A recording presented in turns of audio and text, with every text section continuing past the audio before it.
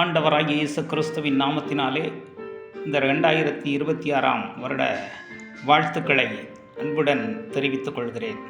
பரிசுத்த வேதாகமத்தில் ஆதியாகமம் புஸ்தகம் 12ஆம் அதிகாரம் 2வது வசனம் இவ்வாறாக சொல்கிறது: நான் உன்னை பெரிய ஜாதியாக்கி உன்னை ஆசீர்வதித்து உன் பெயரை பெருமைப்படுத்துவேன், நீ ஆசீர்வாதமாய் இருப்பாய் என்று சொல்லி எழுதப்பட்டிருக்கிறது. பெரிய ஜாதியாக்குவேன் என்று ஒரு மனிதனை பார்த்து, ஒரு பெரிய ஜனக்கூட்டமாய் மாற்றுவேன் என்று ஒரு மனிதனை பார்த்து கர்த்தர் சொன்னார். அந்த வார்த்தை நிச்சயமாகவே பரிசுத்த வேதாகமத்தின் மூலம் நிறைவேறியது.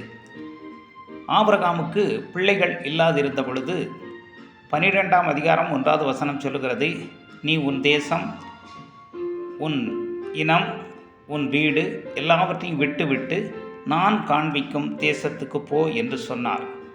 அந்த நாளிலே எல்லா மனிதர்களும் பரதேசிகளும் கூடாரவாசிகளுமாய் இருந்தார்கள்.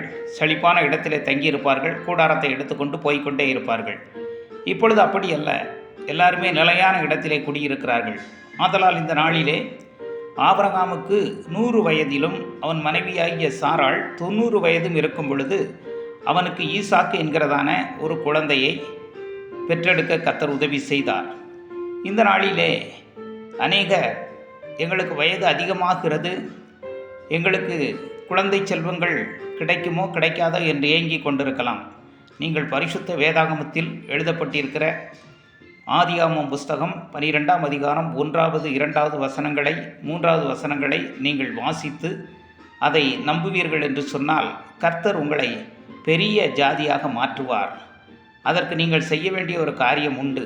கர்த்தர் உங்களுக்கு காண்பிக்கிற இடத்திற்கு நீங்கள் போக தயாராக இருக்க வேண்டும். யாராக இருந்தாலும் சரி, உங்களுக்கு எனக்கு அதிக வயது சென்று கொண்டு இருக்கிறது, அதிகமாக வயதாகிறது, இன்னும் பிள்ளை செல்வங்கள் இல்லை என்று யாராவது ஏங்கி கொண்டிருப்பீர்கள் என்று சொன்னால், இந்த புதிய வருடத்தில் கர்த்தர் உங்களுக்கு சொல்லுகிற காரியம், நீங்கள் கர்த்தரை தேடுங்கள், அவர் சொல்லுகிறதை கேட்டு நடங்க, கர்த்தர் உங்களை ஆசீர்வதிப்பார். எல்லாருக்கும் 2026ஆம் ஆண்டு புத்தாண்டு வாழ்த்துக்கள்.